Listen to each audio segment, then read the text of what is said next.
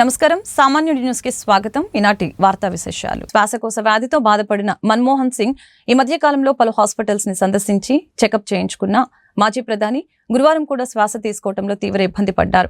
అకస్మాత్తుగా స్పృహ తప్పడంతో ఎయిమ్స్ కు తరలించిన కుటుంబ సభ్యులు భారత మాజీ ప్రధానమంత్రి మన్మోహన్ సింగ్ 92 ఏళ్ల వయసులో గురువారం రాత్రి కన్నుమూసిన విషయం తెలిసిందే. రాత్రి 9:51 ఆయన తుది శ్వాస విడిచారని ఢిల్లీ ఎయిమ్స్ వైద్యులు ప్రకటించారు. వయో సంబంధిత సమస్యలతో బాధపడుతున్న ఆయన గురువారం ఇంట్లో ఒక్కసారిగా స్పృహ తప్పారని, రాత్రి 8:06 సమయంలో కుటుంబ సభ్యులు హాస్పిటల్కి తీసుకువచ్చారని తెలియజేశారు. ఎన్ని ప్రయత్నాలు చేసినప్పటికీ ఫలితం దక్కలేదని హెల్త్ బులెటిన్ లో వైద్యులు పేర్కొన్నారు. మన్మోహన్ సింగ్ పార్థివ దేహానికి నివాళులర్పించిన మోదీ, అమిత్ షా. మోతీలాల్ నెహ్రూ మార్గులోని నివాసంలో మన్మోహన్ పార్థివ దేహం. మన్మోహన్ భార్యను ఓదార్చిన మోదీ, మన్మోహన్ సింగ్ కి నివాళులర్పించిన చంద్రబాబు. మాజీ ప్రధాని మన్మోహన్ సింగ్ పార్థివ దేహానికి ప్రధాని మోదీ, కేంద్ర హోంమంత్రి అమిత్ షా నివాళులర్పించారు. ఢిల్లీలోని మోతీలాల్ నెహ్రూ మార్గులో ఉన్న మన్మోహన్ నివాసంలో ఆయన పార్థివ దేహం ఉంచారు. కాసేపటి క్రితం మన్మోహన్ నివాసానికి మోదీ, అమిత్ షా వెళ్లారు. ఆయన పార్థివ దేహానికి నివాళులర్పించిన అనంతరం ఆయన భార్యతో మోదీ మాట్లాడారు. ఆమెను ఓదార్చారు. మన్మోహన్ మృతి పట్ల సంతాపాన్ని వ్యక్తం చేశారు.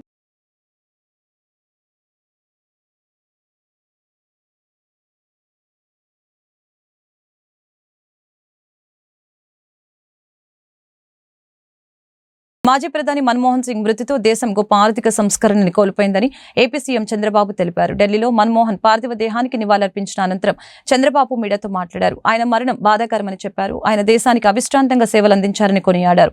దూరదృష్టితో ఆర్థిక సంస్కరణలు తీసుకువచ్చారని, అనేక పదవుల్ని సమర్థంగా నిర్వహించారని చంద్రబాబు తెలియజేశారు. చంద్రబాబుతో పాటు కేంద్ర మంత్రులు రామ్మోహన్ నాయుడు, పెమ్మసాని, తెలుగుదేశం పార్టీ ఎంపీలు కేశినేని చిన్ని, శబరి, మాజీ ప్రధాని భౌతిక కాయం వద్ద నివాళులర్పించారు. మన్మోహన్ సింగ్ గారి మరణం చాలా బాధాకరం. ఈరోజు మనం చూసి దేశానికే తీరని నష్టం. ఒక వ్యక్తి జీవితకాలంలో అచంచలమైన విశ్వాసంతో ఏ విధంగా ముందుకు పోతారో ఆయన ఒక నిదర్శనం.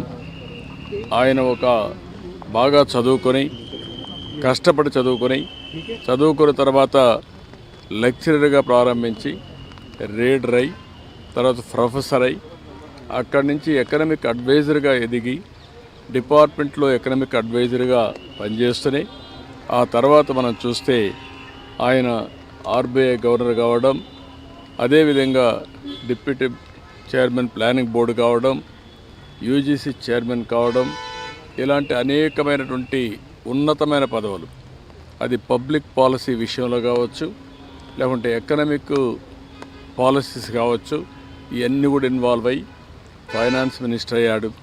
ఫైనాన్స్ మినిస్టర్ అయినప్పుడు ఈ దేశంలో మన కొత్త ఆర్థిక పరిస్థితి అందరూ చూశారు. ఆ రోజు మనకు కావాల్సినటువంటి ఇంపోర్ట్ చేసుకోవాలంటే ఫారిన్ ఎక్స్చేంజ్ లేని పరిస్థితిలో ఎకనామిక్ రిఫార్మ్స్ తీసుకొచ్చారు. ఒక దిశ నిర్దేశించారు. అదే కాకుండా దేశానికి దూరదృష్టితో ఎకనామిక్ రిఫార్మ్స్ తీసుకొచ్చి దానివల్ల ఈరోజు మనందరం మాట్లాడుకునే భారతదేశం గ్రేట్ నేషన్ అవుతుందంటే ఆ రోజు ఆయన తీసుకున్న రిఫార్మ్స్. ఆయన ప్రధానమంత్రిగా మీరు చూస్తే అతి ముఖ్యమైనటువంటి 4 పబ్లిక్ పాలసీ తీసుకొచ్చాడు. ఒకటి, ఆ రోజు ఆయన చేసింది ఎంప్లాయ్మెంట్ జనరేషన్ కోసం నరేగా తీసుకొచ్చారు. Right to information. ఈరోజు మనందరం కూడా ఇన్ఫర్మేషన్ ఏది కావాలో తీసుకుంటున్నామంటే ఆ రోజు రైట్ టు ఇన్ఫర్మేషన్ తీసుకొచ్చారు. రైట్ టు ఎడ్యుకేషన్, కంపల్సరీగా చదువుకోవాలి, ఆ విధంగా రైట్ టు ఎడ్యుకేషన్ తీసుకొచ్చారు. ఈరోజు యుఏఐడి కింద ఆధార్ ఏదైతే అథెంటికేషన్ ఉందో అది ఎక్కడ కూడా ఏమాత్రం కూడా ప్రభుత్వం ఖర్చు పెట్టే డబ్బుల్లో ఫ్రాడ్ లేకుండా చేయగలిగారంటే అది ఒక పెద్ద అసెట్గా చేయగలిగారు. ఇలాంటి వినూత్నమైన పాలసీలు తీసుకొచ్చిన వ్యక్తి మన్మోహన్ సింగ్ గారు. ఎవరికి కూడా ఈ గౌరవం దక్కదు. ఒక అకాడమిషియన్, ఒక పాలిటీషియన్, ఒక ఎకానమిస్ట్, ఒక బ్యూరోక్రాట్, ఈ 4 కూడా సమర్థవంతంగా పనిచేసిన వ్యక్తి, రాణించిన వ్యక్తి మన్మోహన్ సింగ్ గారు. కొరడాతో కొట్టుకున్న బీజేపీ రాష్ట్ర చీఫ్ అన్నామలై. తమిళనాడు బీజేపీ రాష్ట్ర అధ్యక్షులు అన్నామలై కొరడాతో కొట్టుకున్నారు. ఇటీవల అన్నా విశ్వవిద్యాలయంలో విద్యార్థినిపై లైంగిక వేధింపుల ఘటనపై డీఎంకే ప్రభుత్వ తీరుని నిరసిస్తూ ఆయన ఇలా చేశారు. చొక్కా విప్పి కొరడాతో 6 సార్లు కొట్టుకున్నారు. శుక్రవారం ఉదయం తన నివాసం ముందు చేసిన ఈ వినూత్న నిరసన తాలూకా వీడియో ఇప్పుడు నెట్టింట వైరల్ అవుతోంది. మరొక వైపు డిఎంకేను గద్దె దించే వరకు తాను చెప్పులు వేసుకోనంటూ అన్నామలై గురువారం నాడు మీడియా సమావేశంలో శపథం చేసిన విషయం తెలిసిందే. ఈ సందర్భంగా అన్నా యూనివర్సిటీ క్యాంపస్ లో విద్యార్థినిపై లైంగిక వేధింపుల ఘటనపై ఆయన తీవ్ర ఆగ్రహం వ్యక్తం చేశారు.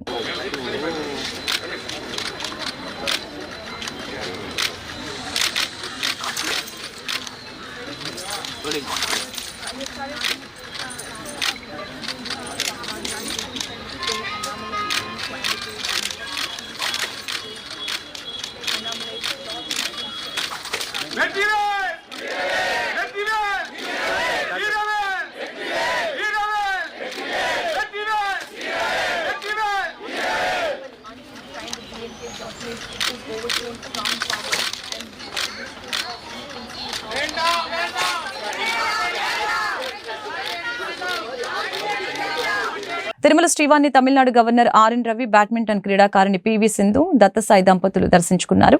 ఈ తెల్లవారుజామున వెంకటేశ్వర స్వామి అభిషేక సేవలో పాల్గొన్నారు. ముందుగా టిటిడి అధికారులు వారికి స్వాగతం పలికి దర్శన ఏర్పాట్లు చేశారు.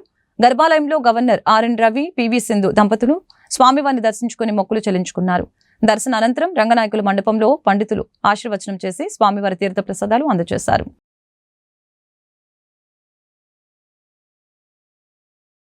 వచ్చి స్వామివారి ఆశీస్సులు తీసుకుందామని వచ్చానండి.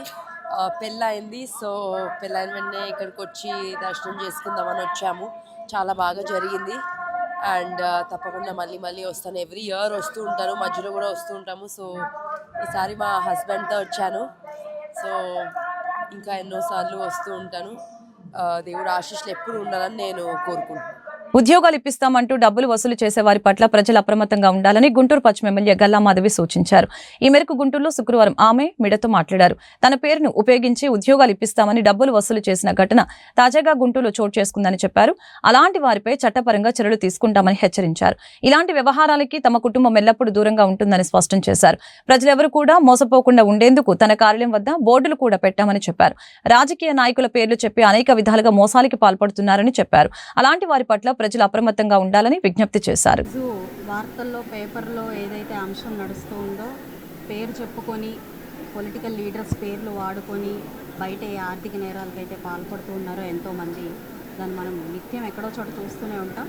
ఈరోజు గుంటూరు పశ్చిమ నియోజకవర్గంలో కూడా అలాంటి సంఘటనని చూడడం జరిగింది. అయితే ఈ పాలిటిక్స్లో బోల్డ్ అన్ని నష్టాలకు ఓర్చుకొని ఏదైనా మన సమాజానికి ఒక సేవను అందించాలి అనే ఒక సేవా దృక్పథంతో పాలిటిక్స్లోకి రావడం జరిగింది. అదేవిధంగా డెవలప్మెంట్ ప్రాసెస్లో ముందుకు వెళ్ళిపోతూ ఉన్న పరిస్థితి మాది. అయితే ఇలా పేరు వాడుకొని ఎవరైనా సరే వాళ్ళు ఇలాంటి వాటికి పాల్పడితే మాత్రం నేను మాత్రం ఎట్టి పరిస్థితితో ఉపేక్షించను. ఖచ్చితంగా వారు చట్టం ఏ పని చేసుకుంటూ పోవాలో ఆ పని చేసుకుంటూ పోతుంది. దాన్ని మేము ఎట్టి పరిస్థితిలో ఎవరిని కూడా ఎంకరేజ్ చేయడం జరగదు. కాబట్టి మన సిబ్బంది పేరుతో కావచ్చు, అన్న చెల్లెళ్ళు తమ్ముళ్ళు అనే పేరుతో కావచ్చు, లేదంటే మా సన్నిహితులు అనే పేరుతో కావచ్చు, లేదంటే మాకు చాలా ఆప్తులైన వారు అని పై స్థాయి సిబ్బంది అయినా కావచ్చు, ఎవరైనా విడిగా వ్యక్తులు కావచ్చు, లేదంటే మంచి హోదాలో ఉన్నవాళ్ళు కావచ్చు, ఏ విధానమైన పరిస్థితుల్లో మనుషులు ఉన్నా కూడా వాళ్ళు ఇలా పేరు చెప్పుకుని ఏదైనా నేరాలకి, ఆర్థిక నేరాలకు కానివ్వండి, ఏదైనా ఇతరత్ర ప్రజల్ని ఇబ్బంది పెట్టే పనుల్లో కనుక వాళ్ళు నిమగ్నమై ఉంటే ఎట్టి పరిస్థితుల్లో నేను ఖండిస్తాను. ఎట్టి పరిస్థితుల్లో అలాంటి వాళ్ళని నేను ఎంకరేజ్ చేయడం జరగదు. కాబట్టి ఈరోజు ఏదైతే వెలుగులోకి వచ్చిందో చట్టం తన పని తను చేసుకుంటూ పోతుంది. పోలీసు వారు ఏదైతే దర్యాప్తులో ఉన్నారో వారు ఆ పని చేసుకుంటూ వెళ్తున్నారు. Guntur ring road Siddhartha gardens లో ఘనంగా ప్రారంభమైన pan India jeweller show gold, diamond, silver exhibition వినియోగదారుల ఆదరాభిమానాలతో సందడిగా మారింది. 3 రోజుల పాటు కొనసాగనున్న ఈ ఎగ్జిబిషన్ ని గుంటూరు పశ్చిమ ఎమ్మెల్యే గల్లా మాధవి శుక్రవారం సందర్శించారు. ఈ ఎగ్జిబిషన్ లో దగదగ మెరిసే గోల్డ్, డైమండ్, సిల్వర్ ఆభరణాలతో కూడిన సుమారు 30 స్టాల్స్ కస్టమర్లని విశేషంగా ఆకట్టుకుంటున్నాయి. వరల్డ్ లో బెస్ట్ జ్యువెలర్ షాపులు తమ అత్యుత్తమైన మోడల్స్ ప్రదర్శనగా ఉంచాయి. ఎమ్మెల్యే గల్లా మాధవి ప్రతి స్టాల్స్ లో ప్రదర్శనలు ఉంచిన ఆభరణాలని పరిశీలించారు. ఈ మేరకు ఆమె మీడియాతో మాట్లాడారు. గోల్డ్, డైమండ్, సిల్వర్ ఆభరణాలకి సంబంధించి అన్ని వెరైటీలు ఒక రేంజ్ లో ఉన్నాయని పేర్కొన్నారు. తక్కువ ఖరీదుతో మన్నికైన ఆభరణాలు ఈ ఎగ్జిబిషన్ లో లభిస్తాయని చెప్పారు. గుంటూరు నగరవాసులు ఈ సువర్ణ అవకాశాన్ని సద్వినియోగం చేసుకోవాలని కోరారు. కార్యక్రమంలో ఎగ్జిబిషన్ నిర్వాహకులు అన్నపూర్ణ తదితరులు పాల్గొన్నారు. ఆధ్వర్యంలో ఈ యొక్క ఎగ్జిబిషన్ ని నిర్వహిస్తున్నారు. దాదాపుగా 30 స్టాల్స్తో మొత్తం ఫంక్షన్ హాల్ కూడా కోలాహలంగా ఉంది. ఎంత చక్కగా దీన్ని ఏర్పాటు చేశారంటే ఒక షోరూమ్కి వెళ్ళిన ఫీల్ని క్రియేట్ చేశారు. ఎక్కడికక్కడ ప్రతి దాంట్లో కూడా షోరూంలోకి వెళ్ళి మనం పర్చేస్ చేస్తున్న అంత అద్భుతంగా సెట్టింగ్స్ వేసి ఈరోజు ఎగ్జిబిషన్ ఏర్పాటు చేసుకోవడం జరిగింది. డైమండ్స్, న్యాచురల్ డైమండ్స్, అదేవిధంగా gold ornaments and lab grown diamonds, pearls, silver articles, ఇలాగా అన్ని వెరైటీస్, అన్ని రేంజెస్లో లైట్ వెయిట్ దగ్గర నుంచి హెవీ వెయిట్, అదేవిధంగా వెరీ సింపుల్ జ్యువెలరీ దగ్గర నుంచి బ్రైడల్ జ్యువెలరీ దాకా విత్ ఆల్ సెట్స్తో ఈరోజు ఇక్కడ చాలా ప్రతిష్టాత్మకంగా ఏర్పాటు చేసి అందరికీ అందుబాటులో రానున్న పండగ సీజన్ని దృష్టిలో పెట్టుకొని ఇది ఏర్పాటు చేయడం జరిగింది. సో ప్రజలందరూ, గుంటూరు ప్రజలందరూ కూడా దీన్ని సద్వినియోగం చేసుకోవాలని కోరుకుంటున్నారు. దాదాపుగా అన్ని మెట్రో సిటీస్ దగ్గర నుంచి బెంగళూరు, చెన్నై, హైదరాబాద్, బాంబే, ఇలాగా అన్ని చోట్ల నుంచి కూడా ఈరోజు వచ్చి అండ్ వరల్డ్లోనే ది బెస్ట్ జ్యువెలర్స్గా పేరుగాంచిన కొన్ని సంస్థలు కూడా ఇక్కడ రావడం, ఎగ్జిబిషన్లోకి రావడం, మన గుంటూరుకి రావడం, వారి యొక్క ఈ ఆర్నమెంట్స్ని, క్రాఫ్ట్మెన్షిప్ని మనకు పరిచయం చేయడం నిజంగా చాలా హ్యాపీ మూమెంట్ అండి. సో ప్రతి ఒక్కరూ దీన్ని సద్వినియోగం చేసుకొని ఈ పండగ మెరిసిపోవాలని కోరుకుంటూ the institute of chartered accountants of India వారు ప్రకటించిన సిఏ ఫైనల్ ఫలితాలలో మాస్టర్ మైండ్స్ విద్యార్థి R Rishabh Otswal all India first rank సాధించాడని master minds admin advisor Mattupalli Mohan తెలిపారు. గుంటూరు బ్రాడీపేటలోని మాస్టర్ మైండ్స్ కాలేజీలో ఏర్పాటు చేసిన మీడియా సమావేశంలో ఆయన మాట్లాడారు. ఇంటర్మీడియట్ ఎంఎస్సీ నుంచి మాస్టర్ మైండ్స్లో చదివిన విద్యార్థి అని చెప్పడానికి మేము సంతోషంగా ఫీల్ అవుతున్నామని చెప్పారు. మొదటి 50 ర్యాంకుల్లో మాస్టర్ మైండ్స్ విద్యార్థులు 4 ఆల్ ఇండియా ర్యాంకులు సాధించడం జరిగిందని చెప్పారు. వివిధ కామర్స్ కోర్సులలో మాస్టర్ మైండ్స్కి ఇప్పటికే 50 సార్లకు పైగా ఫస్ట్ ర్యాంక్ వచ్చిందని చెప్పారు. ఈ ర్యాంకుల క్రెడిట్ కంప్లీట్గా విద్యార్థులకే దక్కుతుందని వారిని మనస్ఫూర్తిగా అభినందిస్తున్నామని చెప్పారు. మంచి ఫలితాలు రావడానికి సహకరించిన మాస్టర్ మైండ్ సిబ్బందికి, విద్యార్థులకి మరియు విద్యార్థుల యొక్క తల్లిదండ్రులకి ధన్యవాదాలు తెలుపుతున్నానని చెప్పారు. నమస్కారం. డిసెంబర్ 26, 2024న the institute of chartered accountants of India వారు ప్రకటించినటువంటి సిఏ ఫైనల్ ఫలితాలు. దయచేసి గమనించండి, ఇవి సిఏ ఫౌండేషన్ ఫలితాలు కాదండి, సిఏ ఫైనల్ ఫలితాలు. ఈ ఫలితాల్లో సిఏ ఫైనల్ పాస్ అయితే ఇక సిఏ కంప్లీట్ అయినట్టు. ఈ సిఏ ఫైనల్ ఫలితాలలో ప్రకటించినటువంటి మొదటి 50 ర్యాంకులు, ఐఐటీల దాకా, నీట్ ఎగ్జామ్ల దాకా ప్రతి విద్యార్థికి ఇక్కడ ర్యాంక్ ఇవ్వడం జరగదు. ఓన్లీ 50 ర్యాంకులే, మిగతా అందరూ పాస్ లేదా ఫెయిల్.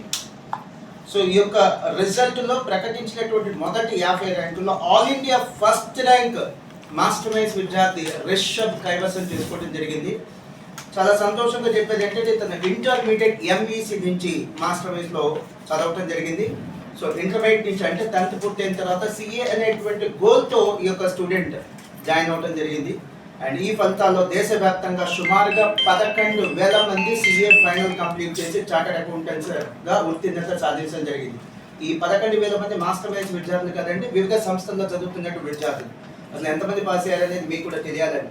చాలా మందికి ఏంటంటే సిఏ ఫైనల్ అంటే 10 మంది 20 మంది పాస్ అవుతారనేటువంటి ఒక అభిప్రాయం ఉంది. అది కరెక్ట్ కాదని చెప్పడం నా ఉద్దేశం. ఈ ఆల్ ఇండియా ఫస్ట్తో పాటు all India 33rd rank, all India 34th rank and all India 40th rank కూడా మాస్టర్ మైండ్స్ విద్యార్థులు కైవసం చేసుకోవడం జరిగింది. అంటే మొదటి 50 ర్యాంకుల్లో 4 ర్యాంకులు. అండ్ ఇంకా సంతోషంగా చెప్పేది ఏంటంటే ఈ యొక్క ఫలితాలు అందించినటువంటి మా యొక్క స్టూడెంట్స్కే కాదు, వాళ్ళ యొక్క తల్లిదండ్రులు కూడా మేము మనస్ఫూర్తిగా ధన్యవాదాలు చెప్తున్నాం. Last but not the least, మా యొక్క సిబ్బంది, teaching and non teaching staff, వీరికి కూడా మనస్ఫూర్తిగా ధన్యవాదాలు. అండ్ ఫస్ట్ ర్యాంక్ తెచ్చుకోవడం వివిధ కామర్స్ కోర్సుల్లో మాస్టర్ మైండ్స్కి నాకు తెలిసి ఇప్పటికి 50 సార్లు దాటిందండి. More than 50 times master minds విద్యా సంస్థకి ఇది ఫస్ట్ ర్యాంక్ వివిధ కామర్స్ కోర్సులో రావడం జరిగింది. నా హంబుల్ సబ్మిషన్ ఏంటంటే ఈ యొక్క ర్యాంకుల యొక్క క్రెడిట్ 100కి 100% నేను విద్యార్థులకే ఇస్తాను. ఎందుకంటే మేము చదువు చెప్పిన ప్రతి విద్యార్థికి ర్యాంక్ వస్తే అది మా క్రెడిట్ అవుతుంది. కొద్దిమంది విద్యార్థులకి ర్యాంక్ వస్తే అది ఖచ్చితంగా విద్యార్థుల క్రెడిట్ అవుతుంది. ఈ సంతోషానికి కారణమైనటువంటి విద్యార్థులకు, వారి పేరెంట్స్కి, మా సిబ్బందికి మనస్ఫూర్తిగా ధన్యవాదాలు. Happy year end, happy year end. నాకైతే రిజల్ట్ వచ్చిందంటే ఒక గంట సేపు నాకేం మాట్లాడలేదు, నేను రూమ్లో కామ్గా కూర్చున్నా. ఎందుకంటే ఆల్ ఇండియా ర్యాంక్ వచ్చిందని ఎక్స్పెక్ట్ చేశాను. 10వ ర్యాంక్ మా ఎక్స్పెక్టేషన్. ఎందుకంటే గతంలో ఇతనే సిఏ ఇంటర్లో 8th ర్యాంక్ తెచ్చుకున్నాడు. రాష్ట్ర వ్యాప్తంగా వైఎస్ఆర్సీపీ చేస్తున్న ధర్నాపై మంత్రి నిమ్మల రామానాయుడు స్పందిస్తూ మాజీ సీఎం జగన్పై ఆగ్రహం వ్యక్తం చేశారు. 9 సార్లు విద్యుత్ ఛార్జీలు పెంపుతో పాటు ట్రూ ఆఫ్ ఛార్జీలు అంటూ 16,000 కోట్లు ప్రజలపై భారం మోపింది జగన్ అని అన్నారు. మాజీ ముఖ్యమంత్రి వైఎస్ జగన్మోహన్ రెడ్డిపై మంత్రి నిమ్మల రామానాయుడు తీవ్రస్థాయిలో విరుచుకుపడ్డారు. జగన్ 5 ఏళ్ల అరాచక పాలనతో విద్యుత్ రంగాన్ని సర్వనాశనం చేసి ప్రజలపై భారం మోపారని మండిపడ్డారు. పాలకొల్లు నియోజకవర్గంలో 3 గ్రామాల్లో 3 కోట్లతో చేపట్టనున్న అభివృద్ధి పనులకి శుక్రవారం నాడు మంత్రి శంకుస్థాపన చేశారు. ఈ సందర్భంగా నిమ్మల మీడియాతో మాట్లాడారు. ప్రజలపై విద్యుత్ భారాన్ని మోపిన జగన్ ఇంటి ముందే వైసీపీ శ్రేణులు ధర్నాలు చేయాలని అన్నారు. ఏపీలో విద్యుత్ లోటుని 2014 నుంచి 19 5 ఏళ్లలో మిగులు విద్యుత్ రాష్ట్రంగా మార్చిన ఘనత చంద్రబాబుదని అన్నారు. గత చంద్రబాబు పాలనలో విద్యుత్ ఛార్జీలను పెంచకపోవటమే కాకుండా నాణ్యమైన విద్యుత్ను అందించామని మంత్రి నిమ్మల రామానాయుడు పేర్కొన్నారు. ఛార్జీలు పెరగడానికి కారణకుడైనటువంటి జగన్మోహన్ రెడ్డి మళ్ళీ విద్యుత్ ఛార్జీల పెంపు మీద మరి ఈరోజు ధర్నా చేయడం అంటే తాను పెంచినటువంటి ఛార్జీలకి తానే ధర్నాను పిలువడం అంటే రివర్స్ జగన్మోహన్ రెడ్డి అనేటువంటి మాటను ఈరోజు కూడా నిలబెట్టుకునేటువంటి పరిస్థితి. నిజంగా విద్యుత్ ఛార్జీల పెంపు మీద ధర్నా చేయాలని అంటే తాడేపల్లి రాజప్రసాదం ముందో లేకపోతే జగన్మోహన్ రెడ్డి ఇంటి ముందో ఈ యొక్క వైఎస్ఆర్సీపీ శ్రేణులు మరి ధర్నా చేయవలసినటువంటి పరిస్థితి. ఎందుకు ఈ మాట అంటూ ఉన్నానంటే ఈవేళ ఏదైతే మాకు వారసత్వంగా జగన్మోహన్ రెడ్డి పాపాలు శాపాలు మమ్మల్ని వెంటబడుతూ ఉన్నాయి. ఏదైతే ఆ రోజు 2021, 2022 జగన్మోహన్ రెడ్డి ప్రభుత్వంలోనే ఆ రోజు 3,082 కోట్ల రూపాయలు ఆ రోజు ఈఆర్సీ సిఫార్సు తోటి ఆ రోజు ట్రూ ఆఫ్ ఛార్జీలు అని చెప్పి మనందరి నెట్టి విడిచినటువంటి పరిస్థితి. మరి ఆ 2 సంవత్సరాలు వాటిని అట్లా అట్టిపెట్టి మరి ఈ రోజు ప్రజల నెత్తి మీద భారం పెట్టినటువంటి మరి ద్రోహి ఏదైతే జగన్మోహన్ రెడ్డి అనే విషయం. విద్యుత్ ఛార్జీల పెంపును వ్యతిరేకిస్తూ గుంటూరులో ఆందోళన జరిగింది. ఈ మేరకు వైఎస్ఆర్సీపీ ఆధ్వర్యంలో గుజ్జనగుండ్ల విద్యుత్ సబ్ స్టేషన్ వద్ద ధర్నా నిర్వహించి నిరసన వ్యక్తం చేశారు. కరెంటు ఛార్జీలు తగ్గిస్తామంటూ ఎన్నికల ప్రచారంలో చెప్పిన చంద్రబాబు ప్రజల్ని నిలువున మోసం చేశారని ఈ సందర్భంగా వైసీపీ జిల్లా అధ్యక్షులు అంబటి రాంబాబు ఆరోపించారు. పైగా జగన్ వల్లనే కరెంటు ఛార్జీలు పెరుగుతున్నాయంటూ అసత్య ప్రచారం చేస్తున్నారని ఆగ్రహం వ్యక్తం చేశారు.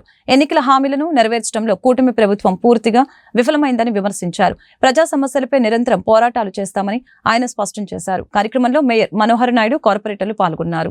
వైఎస్ఆర్ కాంగ్రెస్ పార్టీ పిలుపు మేరకు జగన్మోహన్ రెడ్డి గారి పిలుపు మేరకు విద్యుత్ ఆఫీసుల ముందు ఒక నిరసన వ్యక్తం చేసి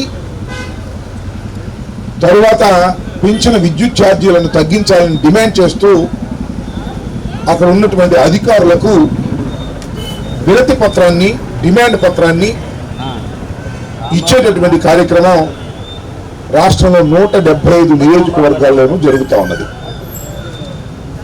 విద్యుత్ ఛార్జీలు అనేక సందర్భాల్లో పెంచుతూ ఉన్నారు.